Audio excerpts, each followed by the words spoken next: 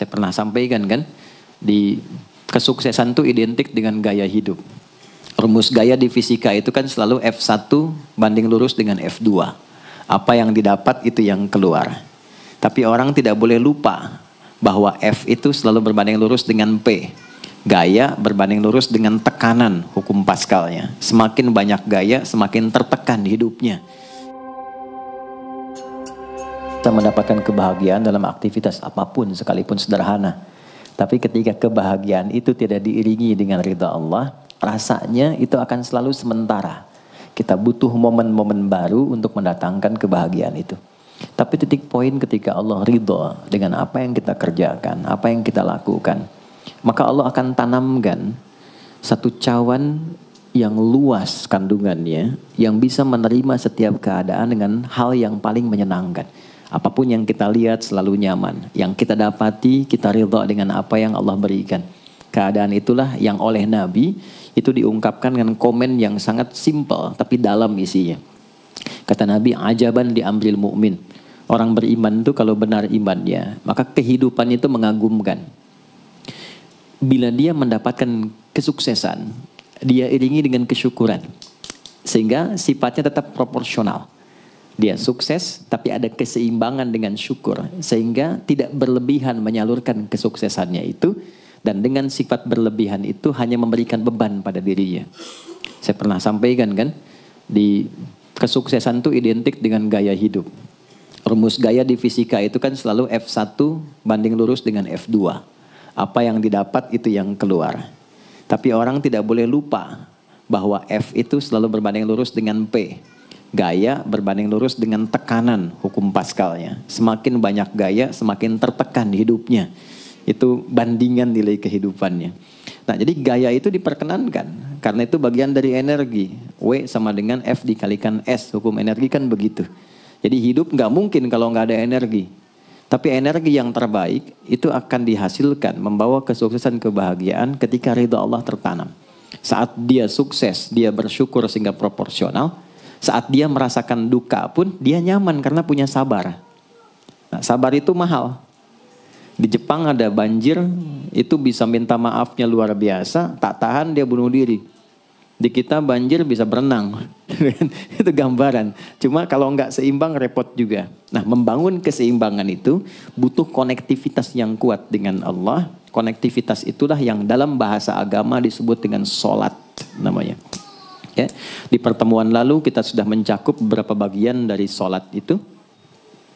Tapi saya ingin tekankan sedikit untuk menguatkan.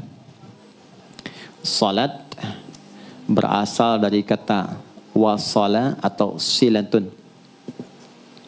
Dasarnya kata wasala yang berarti terkoneksi dengan kuat. Terhubung dengan erat. Kita pernah dengar istilah silaturahmi kan? Ya kan? Kalau kita kumpul, bahasa kerennya saya mau silaturahmi kan. Tapi goalnya tercapai nggak? Ya, silaturahmi itu kan dari kata silah, terhubung dengan erat, rasa sayang dan perhatian. Sehingga parameternya itu bukan saat datang. Kalau datang kita nyapa, wajar karena orangnya ada. Tapi kalau berpisah kita masih ingat, masih peduli, masih mendoakan, masih ngontak, itulah silah namanya. Di setiap keadaan kita masih terkoneksi. Keadaan kita yang terhubung dengan Allah. Sehingga di setiap tempat kita diperhatikan. Di pekerjaan kita dibimbing. Di rumah tangga kita diiringi. Sehingga semua berjalan mudah dan membahagiakan. Yang melatih kita untuk terkoneksi sehingga nggak putus dengan Allah. Itulah yang disebut dengan sholat. Sehingga goal dari sholat itu adalah membangun konektivitas kita dengan Allah yang kuat. Itu yang dimaksud di Quran surah keempat An-Nisa di ayat 103. فَإِذَا قَضَيْتُمُ الصَّلَاةَ maka jika anda telah tuntas mengerjakan sholat, فَاذْكُرُوا اللَّهَ. Ukuran keberhasilan sholat anda itu ketika anda merasakan konektivitas dengan Allah mulai nyambung. Qiyaman, jalannya ingat Allah. Sehingga kalau orang jalan, bekerja di apapun, saat dia ingat Allah, dia bisa memfungsikan tubuhnya sehingga tidak mengerjakan apa yang Allah tidak sukai. Gak akan mungkin Anda melihat sesuatu yang tidak Allah senangi. Dalam keadaan yang sama Anda ingat Allah. Gak akan mungkin melangkah pada tempat yang salah saat ingat Allah. Dan itu tidak mudah, karena banyak orang keluar masjid pun setelah selesai sholat, masih tertukar sendal. Padahal kalau dia ingat Allah, nggak mungkin itu terjadi. Itu pelajaran dasarnya. Wa qu'udan wa ala junubikum. Baik itu duduk, bahkan sampai berbaring. Ada koneksi. Nah jadi, singkatnya, sholat itu semua gerakannya, semua bacaannya, dari mulai kita bertakbir sampai kita salam, bacaan yang mengiringi, itu bukan sekedar gerakan hampa makna, formalitas kita bergerak dan berakhir, bukan sekedar membaca bacaan yang tidak ada isinya, tapi semua bimbingan bagaimana kita diajarkan langsung oleh Rasulullah bisa mengoneksikan lewat gerakan dan bacaan itu tersambung kepada Allah, sehingga feedbacknya semua apa yang kita bacakan dijawab oleh Allah. Semua gerakan yang kita lakukan ini hakikatnya bimbingan tentang inti kehidupan kita. Jadi di sholat itu ada bacaan, ada gerakan, ada hikmah, ada maknanya semua. Jadi bukan kita takbir begini hampa saja. Tidak. Kenapa mesti begini? Kenapa tangan yang kanan menutup yang kiri? Kenapa bacaannya setelah itu ada iftitah, ada al-fatihah? Itu ada maknanya. Dan dahsyatnya semua profesi-profesi sahabat dan generasi setelahnya yang belajar dengan benar tentang sholat ini, itu semua merubah hidupnya jadi lebih sukses dari apapun yang mereka pilih dalam menjalani hidup. Dan yang paling hebat, itu yang menjadikan Nabi mendapat perintah pertama bukan zakat, bukan haji, bukan umrah, bukan puasa, tapi sholat. Dan perintahnya khusus, spesial, disampaikan dalam peristiwa Isra Mi'raj untuk memberikan pesan begitu tingginya nilai sholat ini untuk kehidupan manusia. Mohon izin maaf bagi teman-teman yang baru bergabung, supaya tidak banyak mengulang, teman-teman bisa cek kembali di pelajaran sebelumnya. Kita kemarin telah selesai di pembahasan iftitah dengan tangan kanan meletakkan di punggung yang kiri, lalu kemudian diletakkan di atas dada seperti ini. Kesimpulannya adalah, saya cepat saja, dari mulai kita bertakbir, kalau ingin terkoneksi dengan Allah, maka fokuskan diri kita untuk tersambung. Buang urusan dunia semua ke belakang. Jangan bawa dalam sholat. Kalau ingin kita tersambung dengan Allah, tepikan yang lain, hadapkan diri kita, pasrahkan. Hanya Allah yang tinggi, yang agung, yang istimewa. Kalimat agung, tinggi, istimewa, itu disebut dengan akbar. Maka kita ucapkan Allahu Akbar. Kita buang semua urusan dunia ke belakang, pasrahkan diri kita, hadirkan sekarang hanya Allah yang agung saja. Itu poinnya. Kenapa problemnya tidak sedikit orang sholat itu sulit menemukan kekhusyuan? Karena dia bertakbir masih membawa dunia. Dia tidak sholat dengan memahami gerakan takbirnya. Dia jadikan sebagai formalitas. Apakah benar? Secara fikih benar. Gugur kewajiban, dapat pahala sesuai keikhlasan, tapi value dari sholat yang mahal itu nggak dapat. Itu poinnya. Buang semua urusan dunia. Kemudian tambatkan diri kita hanya kepada Allah. Dan uniknya kata Nabi, di fase itulah setan mulai bertugas yang mengganggu kita. Supaya kita tidak fokus untuk memahami dan melakukan apa yang kita baca dan kita gerakan. Ada setan khusus menggoda orang sholat, namanya khanzab. Nanti ada 9 jenis setan yang detil tugasnya itu berada di sekitaran kita. Mungkin satu kali Mas Baim kita belajar tentang fikih setan. Belum pernah ada kan ya? Anda kalau kesini cuma tahu jalan yang lurus, nggak tahu macetnya, nggak tahu lubangnya, sulit menghindarinya. Kebanyakan orang belajar tentang malaikat, tapi nggak belajar setannya. Sehingga nggak tahu setan apa yang sedang memprovokasi dirinya. Di Quran, malaikat disebutkan 88 kali, setan disebutkan 88 kali. Kalau kita cuma dengar motivasinya, nggak tahu provokasinya, kita nggak tahu bagaimana cara menghindari yang ini. Itu poinnya. Khanzab itu, dia menggoda orang sholat, dimulai dari takbir. Jadi kalau belum takbir, Anda bisa merasa fokus apa saja. Nggak percaya silakan. Sebelum takbir tuh bisa siap fokus. Tapi begitu Anda mulai bertakbir, di hadis riwayat Abu Daud, Allahu Akbar, fayaqulu syaitanu.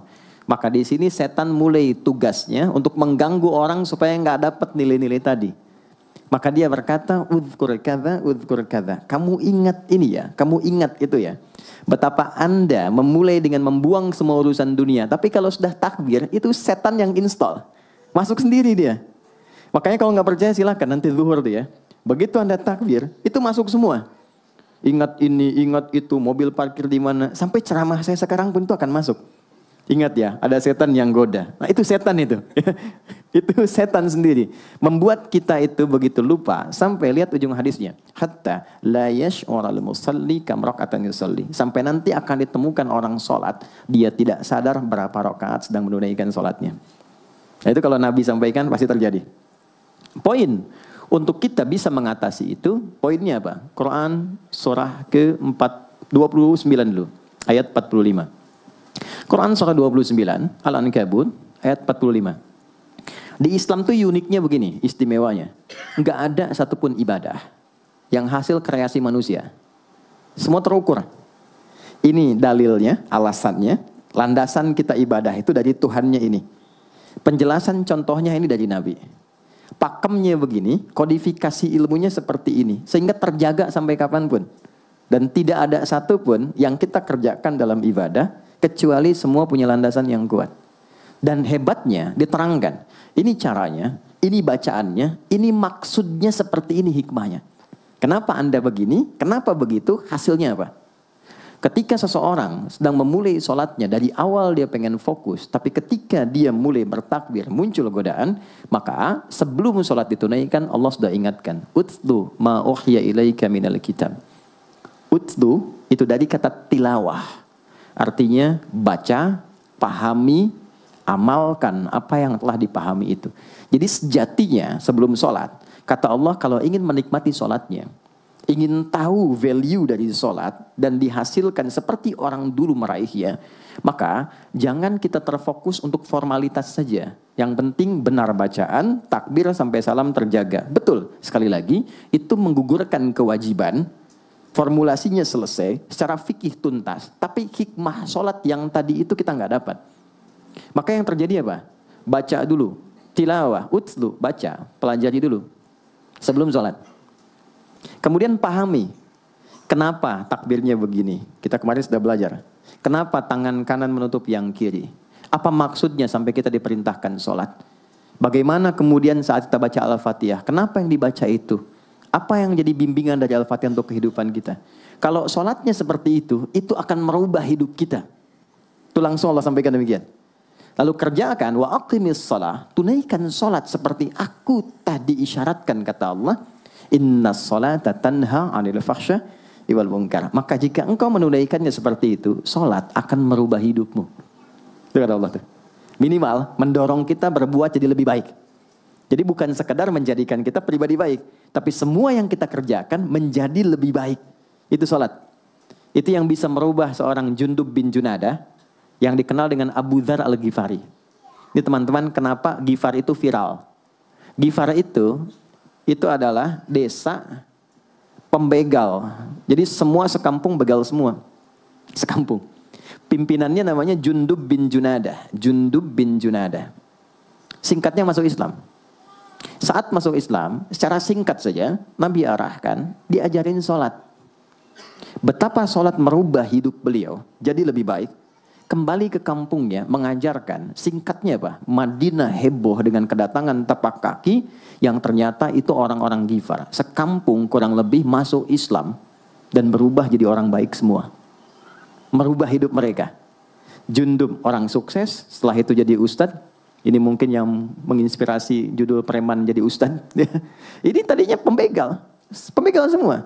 Sekampung sukses, jadi orang baik, aktivitasnya berubah, lebih berkualitas. Untuk memberikan inspirasi ke generasi masa depan. Bahwa kami dulu pernah begini, dengan sholat kami berubah. Kesuksesan kami raih, maka diviralkanlah nama daerahnya.